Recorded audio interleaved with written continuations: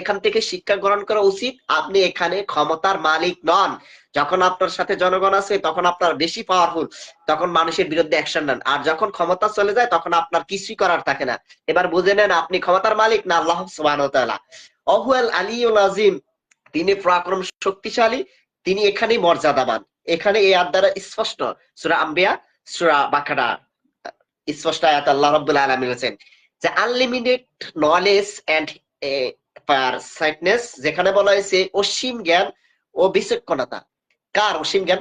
মানুষের কি অসীম জ্ঞান আছে? আল্লাহ তাআলা তো বলছেন, আল্লাহ তাআলা বলছেন যে মানুষকে আমি সামান্য জ্ঞান দিয়েছি, যার কারণে সে এত বড় লাফালাফি, এত ছটফট করতেছে। অবা উতিতুম মিনাল ইলমি ইল্লা কলিলা। আল্লাহ কলিল বলেন নাই, কলিলা বলেছেন, যেহেতু আল্লাহ তাআলা মানুষকে একটা সীমিত জ্ঞান দিয়েছেন। যেমন আল্লাহ তাআলা যে জ্ঞান দান করেছেন, এই জ্ঞান দিয়ে সে অনেক কিছু করতে পারে, সীমিত জ্ঞান। আর আল্লাহ তাআলার কাছে এমন জ্ঞান আছে যে জ্ঞান থেকে আল্লাহ তাআলা বলতেছেন যে এটা সার্বভৌমত্বের বৈশিষ্ট্যটা হলো এমন, যার জ্ঞান প্রখর, বিচক্ষণতা এত শক্তিশালী, তার থেকে কেউ নিতে পারে না। ইয়ালামু মা বাইনা আইদিহিম ওয়া মা খালফাহুম ওয়া লা ইউহিতুনা বিশাইইন। এখানে আল্লাহ রাব্বুল আলামিন হচ্ছেন, তিনি অন্য আয়াতে বলতেছেন অগ্র পশ্চাতে প্রকাশ্য যা কিছু আছে তিনি সবকিছু জানেন। অর্থাৎ জমিনে, ভূখণ্ডে, পৃথিবীর নিচে, আসমানে কি হচ্ছে কি হবে সব আল্লাহ তাআলা কোরআনে সে 1400 বা 1500 বছর পূর্বে তিনি বলে দিয়েছেন। অতএব পৃথিবী একটা হলো সামান্য একটা পরীক্ষাগার, পরীক্ষার জায়গা, এর মধ্যে মানুষ পরীক্ষার জন্য প্রেরণ করা হয়েছে। আল্লাহ রাব্বুল আলামিন স্বয়ং তিনি সকল কিছু জানেন। তো এখানে তার শক্তিশালী বিচক্ষণতার জন্য প্রয়োজন হলো তার চিন্তা শক্তি, বিজ্ঞানী শক্তি, তার ক্ষমতার একচ্ছত্র মালিকানা, তিনি সম্পূর্ণ ভাবে পরিচালনা কার্য সম্পাদন করতে পারেন।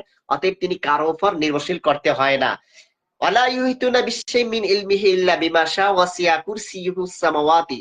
এখানে আল্লাহ রাব্বুল আলামিন বলেন তার জ্ঞাত বিষয় থেকে, অর্থাৎ তার জ্ঞান থেকে কেউ আয়ত্ত করতে পারে না। তিনি যাকে চান তাকে দেন।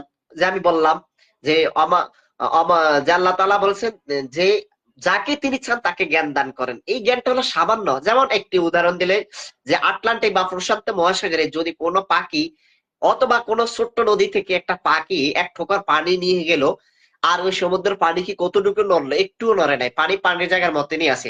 অতএব বুঝতে হবে মানুষের জ্ঞান সীমাবদ্ধ করে দিয়েছেন, লিমিটেড করে দিয়েছেন, আনলিমিটেড করেন না। কারণ আনলিমিটেড জ্ঞান আল্লাহ রাব্বুল আলামিনের, যেখানে তিনি কি বলা হয়েছে আনলিমিটেড নলেজ এন্ড ফারসাইটনেস, অর্থাৎ তিনি এমন সীমাহীন জ্ঞান যার কাছে মানুষ সামান্য দিলে মানুষ হয়তো তার মগজ চিন্তা দিয়ে কাজ করতে পারে, আমরা করতে পারে না।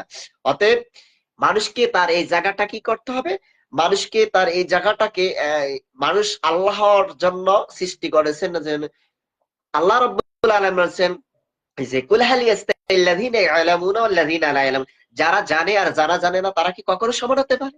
অতএব বুঝতে হবে আপনাকে আল্লাহ জ্ঞান দান করেছেন, আপনাকে একটা পরীক্ষার বিষয় হিসেবে, বস্তু হিসেবে আপনি এটাকে জাস্টিফাই করতে হবে, আপনি এটার সেই অনুযায়ী মেনে চলতে হবে।